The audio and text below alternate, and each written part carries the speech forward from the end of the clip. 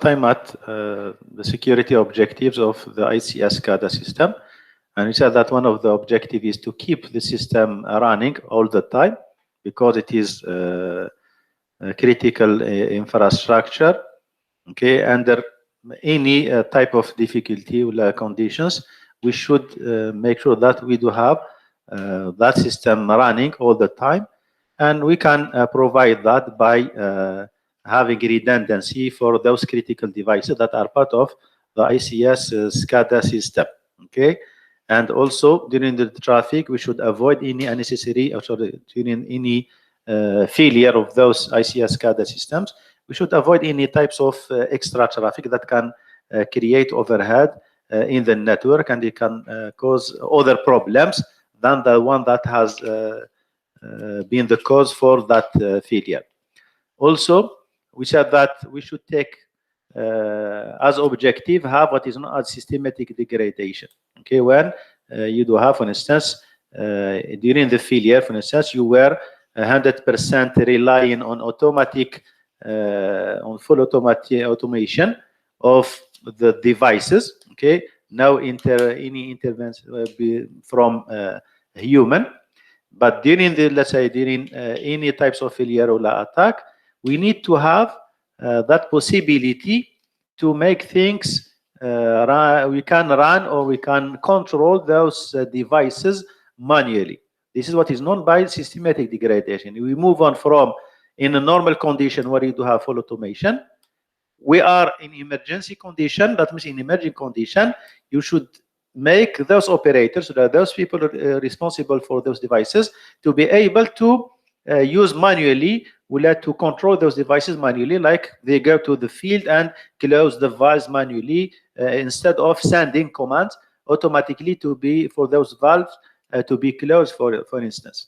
Okay, and also we should have also as an objective is to detect automatically any types of unwanted incident. Okay, that means you should make sure that all those devices should be in ICS SCADA system. It should be monitored, and everything should be monitored from the devices, the failure of devices. If they are, if they fail, for instance, you should detect them at the time when they fail. Okay, it's not like, for instance, you do have a device that has, let's say, failed 2 days ago and you didn't discover it. Okay, we need to detect any failure at the right time. We need to monitor the traffic. For instance, if you do have any bandwidth usage and overhead on the bandwidth, you need to detect it in order just to alleviate such problem with regard to that network, for instance. Also, you can have as objective, which is, let's say, the basic objectives in any security, availability, integrity, and confidentiality. As a security requirement, we mentioned that we need to secure the field instrument.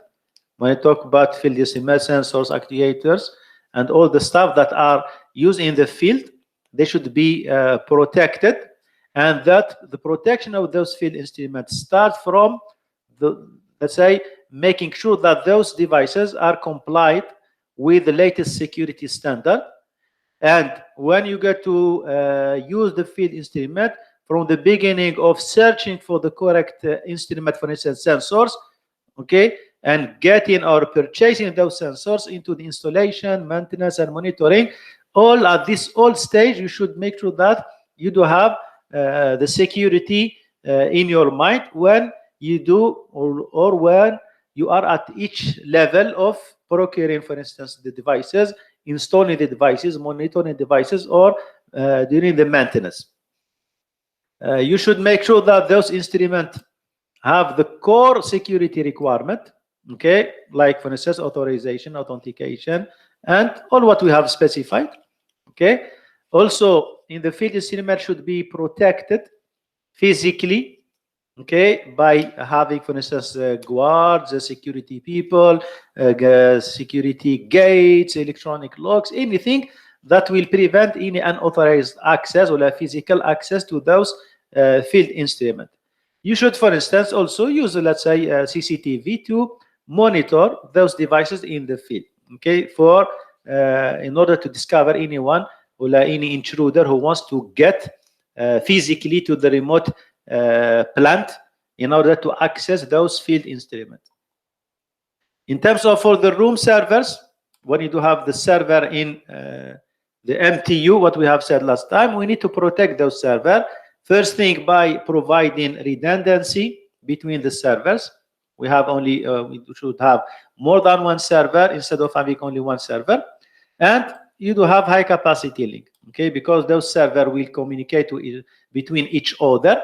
So we need to make sure that the bandwidth is high and the speed of the link is has its let's say maximum capacity, okay, for exchanging information between those servers.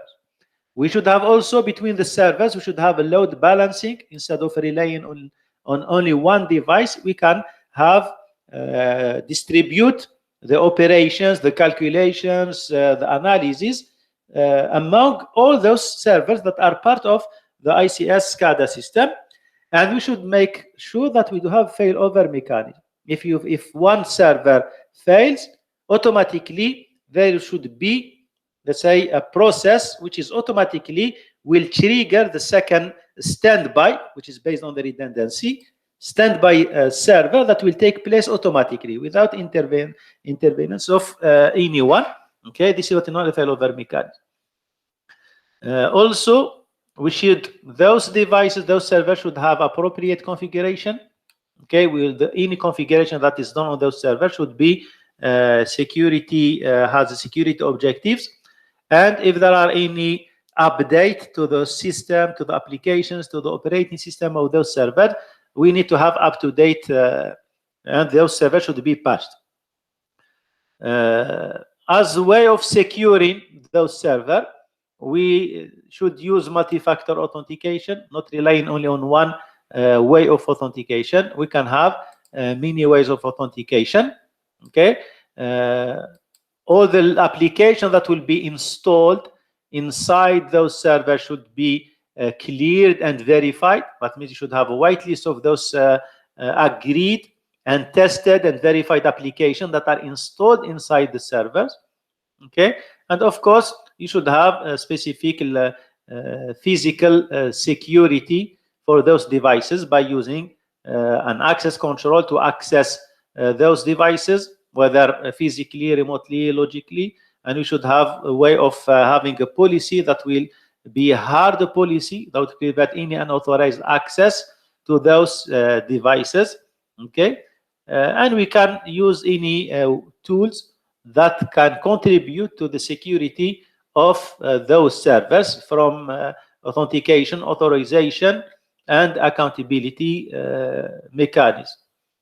In terms of securing the physical perimeter, okay, we said that we need to secure the whole plant, the surrounding plant. For instance, when you do have that ICS SCADA devices, okay, the whole perimeter should be secured. If you're having your ICS SCADA inside the building, for instance, the whole building should be secured from any unauthorized access.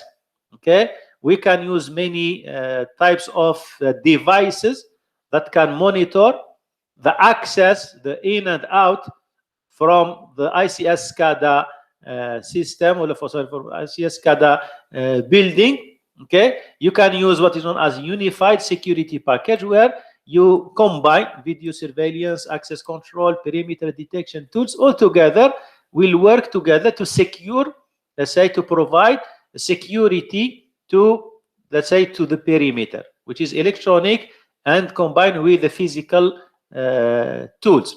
And one way of what we have seen last time, it is a man trap. You can use man trap to control who is getting inside, who is trying to access your building. For instance, you verify anyone before allowing him or her to get inside your building.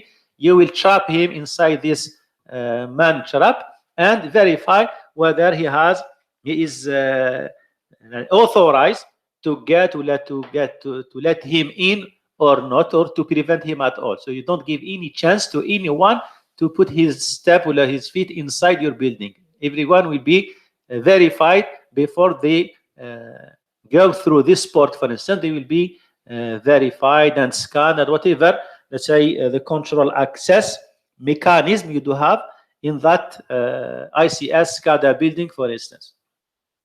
In terms of securing the communication network, we said you need to, whatever the communication used in ICS SCADA between the devices that are part of the ICS SCADA, specifically servers, for instance. Okay, all those combined servers and the network component. When you talk about network component, switches, routers, access point, anything that contribute to the communication. Okay, we need to have some way of securing the communication between those devices. And if there are any suspicious activity, that suspicious activity should trigger an alarm, an alert alarm, and send that alarm to those people who are looking after the ICS SCADA system. And when we said communication technology, any ways of technology, whether it is any ways of communication technology, whether it is wired and wireless. The other part of security requirement that should be present in ICS SCADA is with regard to the product, the applications you are using, the software you are using, okay, and how you can harden those specific software, okay.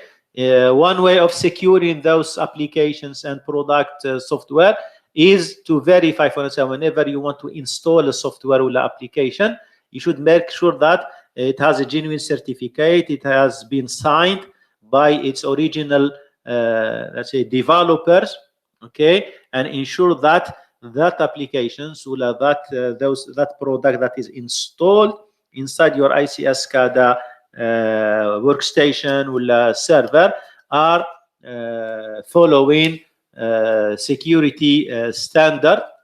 You should make sure that you do have an updated version of those software with the last patch, okay, to secure those devices, okay.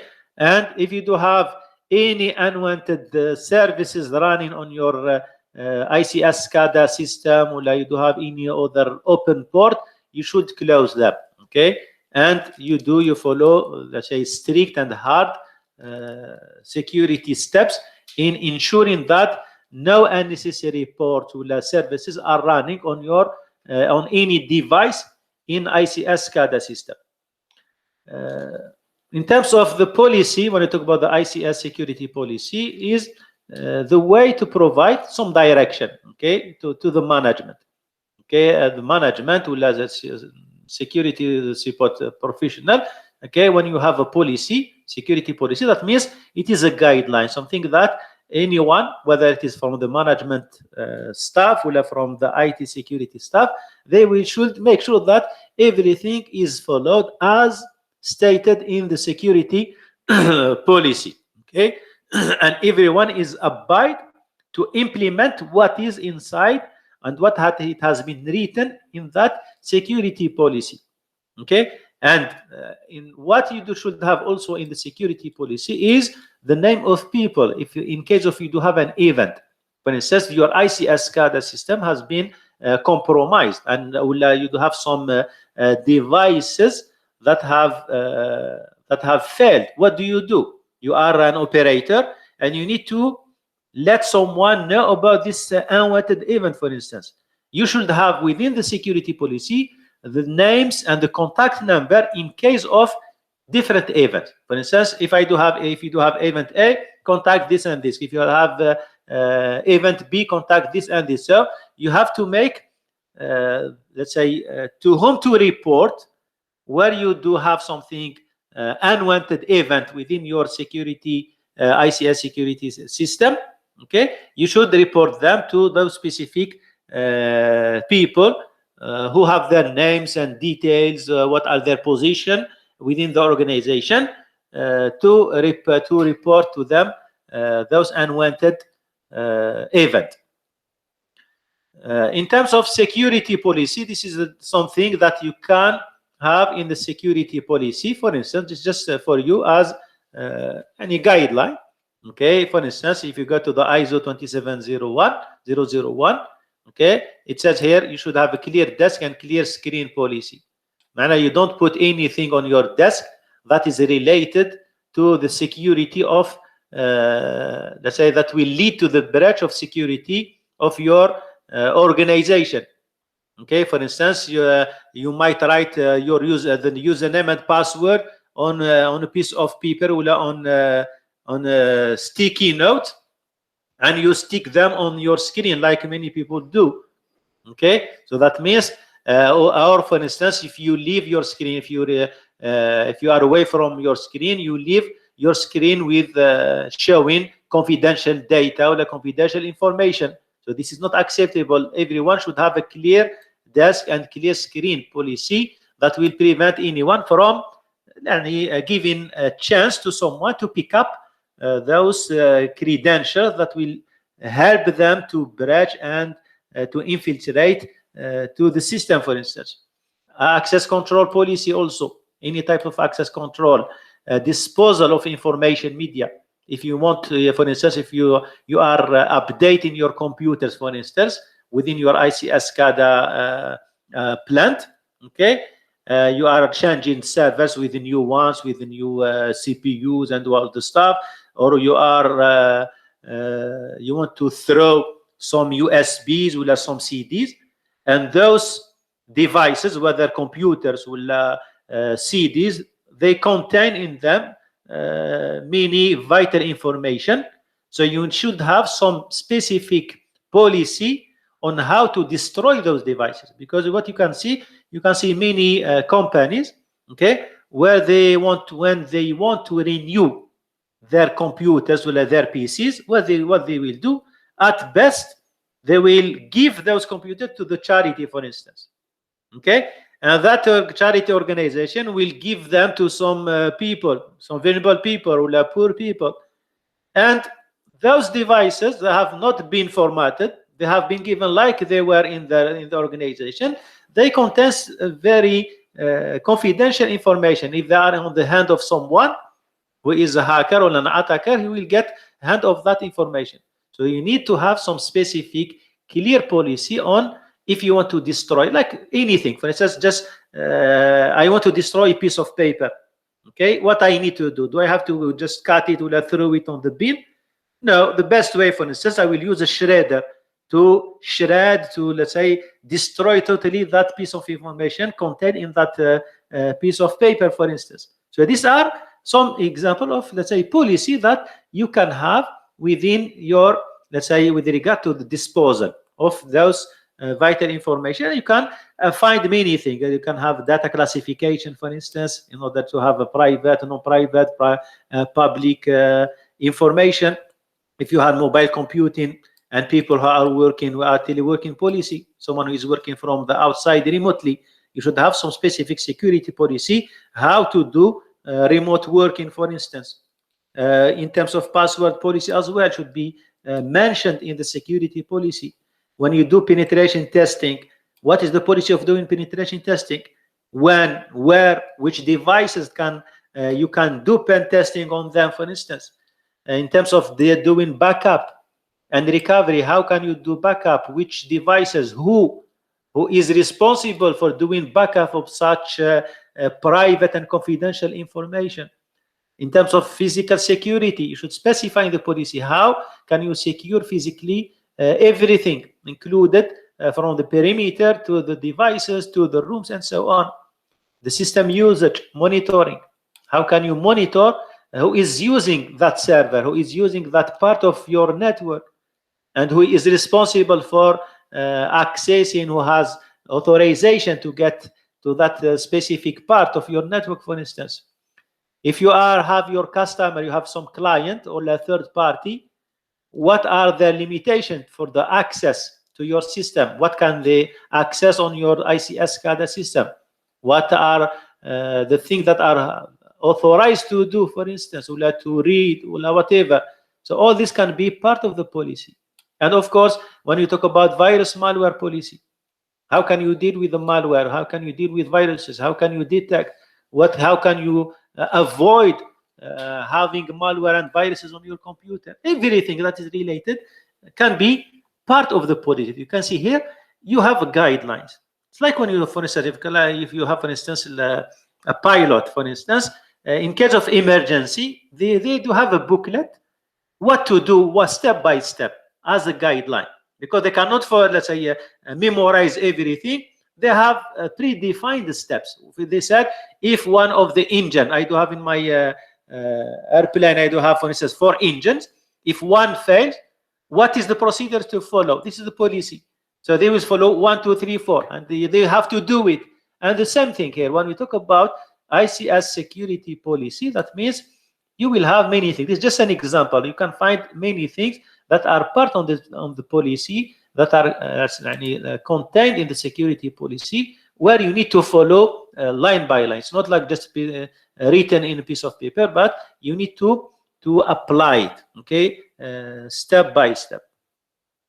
In terms of governance and compliance, when I talk about governance, we are going to talk about the governance of the ICS environment and the regulatory compliance with the standard requirement, and how can you protect an ICS? What are the steps and phases of protecting ICS? In terms of governance with regard to the ICS SCADA, okay, we said that you need to have a proper planning process, okay, because if your planning process has a poor risk management, okay, you didn't do the risk management in a proper way, okay, you didn't you underestimated, for instance, some threats, some countermeasure that you should take, okay, maybe when you did the threat identification, you didn't identify correctly the threats, which is part of the poor risk management. Okay, that means this will and you will have unsuitable governance. That means you cannot manage. You will have a poor management of such specific part of your ICS SCADA system in terms of governance. Now, one of the challenge that can be found in ICS SCADA is what we mentioned last time, which is, let's say, the relation between the IT people and the OT people, operational technical people, and the IT people.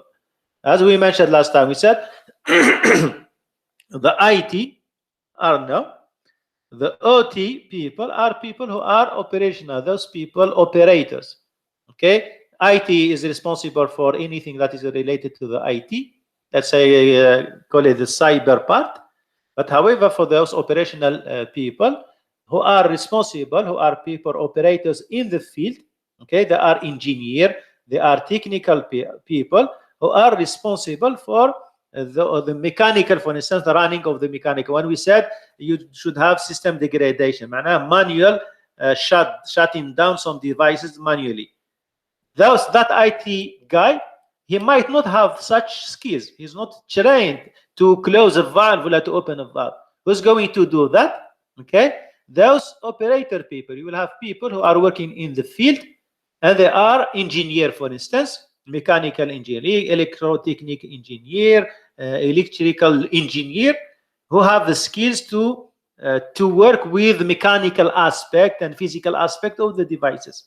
Now, one of the challenge that is part of the governance of an ICS SCADA system is how to deal and how to govern, let's say, the communication between those different types of professionals that are part of your ICS SCADA system. Okay, so it is very crucial to make sure that how to manage those two different types. It's not just a matter of managing IT people, but you have to manage also those operational people all together with the IT. Okay, and also one of the challenge, okay, is, for instance, when you do have the devices that are managed by those people. Okay, how can you, for instance, manage those devices that are solely accessed and controlled by those OT people? It's not like computer or a server. You are dealing with physical devices, machines, the mechanical aspect of the running of those machines as well. That means you should have some coordination between the IT guys and the OT guys. Okay, why? Because IT people works in one department, the OT people works on another department, and you should have some types of communication. They should collaborate as a group in order to provide ICS SCADA security, because at the end, what we said last time, at the end, your ICS SCADA environment is composed of IT devices, and you composed of the field devices that are that runs in a mechanical way, where you should have such people working together with the IT in order, at the end, the objective is what? Is to secure, at the end, you have to secure the ICS SCADA environment. That means you have to secure IT devices and those mechanical devices at the end. And this is a schematic way where you do have, for instance, the IT department, who are responsible for corporate and business systems. You have the OT department, who is responsible for sensors, actuators, all those devices. Okay, and you should have some types of collaboration. As we mentioned here, you do have access function. You are accessing sensors, actuators, PLC, RTU through the network using wireless, WAN, for instance, wired. You do have devices like switches, routers, servers, whatever, and you are going to send commands to those devices, okay, to control sensors, actuators. The sensors, actuators will send back some, for instance, sensors will send some data, okay, through the network to the server, for instance. Okay, and here, if you can see here, we do have these different types of devices. Here we do have different types of devices, and your ICS SCADA system is a mixture of devices. Some devices belongs to the OT department and the responsibility of the OT department. Some devices are under responsibility of the IT department, okay, as part of the management of the ICS SCADA system. You need to manage all those devices, because everything here, IT and OT devices, are part of the ICS SCADA environment. So it is very crucial to have a proper, for instance, management, to have a good management, and you should have a collaboration between those people who are working at different departments and responsible for different devices. Clear, Shabab, for this difference between IT and OT? Yes, sir. Okay, another type of, which is part of governance and compliance, okay, which is with regard to, let's say, how, I mean, what is the importance of the governance in an ICS SCADA system.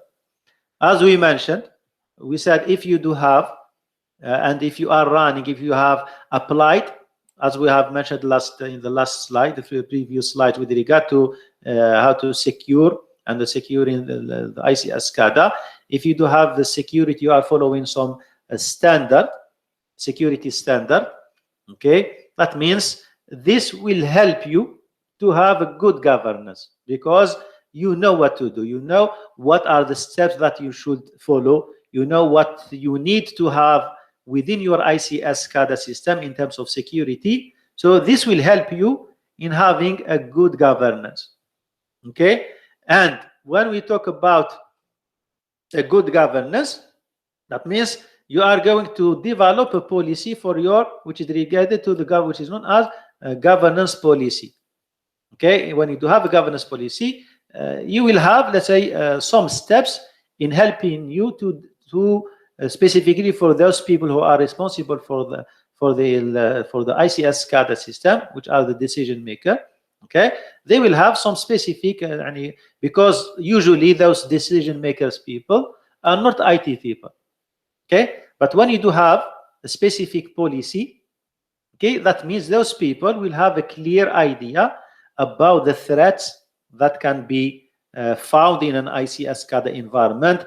What are the different ways of securing and defending against any attack or against any threats? How to mitigate those threats or those attacks, for instance. Okay, this will be specified, and when you specify, for instance, the IT people have this specific task and responsibility. The OT have this specific task and the responsibility, and this is the role of the OT people, this is the role of IT people. That means those people who are part of governing and higher management, who will take some critical decision in case of something happened within an ICS SCADA system. By having such good and clear and proper policy, this will help them to take a proper decision at the right time. Okay, and here we talk about official governance. We talk about official governance. That means here anyone who is involved in any IT or in the ICS SCADA system, okay, they should follow the same strategy. They should follow the same rules that are part of the governance policy. Okay, so everyone is working towards some specific objectives that have been mentioned in and with the steps to achieve those objectives within the governance policy. Here we talk about a standard. Okay, like in any organization, any type of organization, you do have a good thing like a baseline for any organization to verify whether it is following at least the basic of security, is to adopt some standard, okay, some well-known standard. Okay, sometimes specifically for the ICS SCADA, you are required by the regulator, by the law, by the government to adopt one standard. Sometimes they will create for you the standard that you should follow, or sometimes they will advise to follow some specific standard. Okay, and if, for instance, it depends of the area your ICS SCADA is responsible. Okay, so if you are responsible for the energy, or for the water, or for the health, it depends of the environment and area you are covering. You will have your proper standard that you should follow in order to at least provide minimum security. Okay, these are the names of some specific standard in USA that are used specifically for controlling and providing the security to an ICS SCADA system. Okay, you do have this one, the HS catalog. You do have the NIST. You do have we do have other ones. For instance, you do have the standard, the ISO, and so on. For the planning, okay, in terms of what are the steps to follow, okay, as a guideline to protect your ICS SCADA system. Okay, when you prepare for secure and you are responsible for securing an ICS SCADA system, first thing, these are some steps. Okay, for instance, you need to assess the existing systems. What do you have? Okay, what are the different systems, which one are critical, and so on. You need to have some specific policies and procedures. You have to write it down. Okay, everything should be mentioned in that one. You should train employees and contractors. Specifically, if there are someone who are working as a part-timer, or they are working for a specific period, everyone should be trained, whether employee or contractors, to be trained how to secure, how to follow the policies and procedures. Okay, you should also do segmentation of your network. Okay, divide your network into different parts with different hardening security of those parts, controlling the communication between the different segments, which is part of the controlling the access to the ICS system. Don't allow anyone from any segment to access the other segment unless he is authorized and what he is authorized to do, and so on. You should harden the component of ICS system themselves on top of securing the communication. Each individual device that is part of ICS SCADA should be enough secure, and of course monitor and maintain the security of the ICS SCADA system, because it is not enough to secure everything, to have that policy and you will say I am done. So you need to monitor every time, because sometimes the policy that you are following is not strong enough to provide such security to the ICS SCADA system. So you need at least to monitor what is happening inside your system and maintain the security. Okay, whatever attack you are under, you need to maintain the security at all the time. Okay, so we conclude our chapter. If you have any questions, Shabab.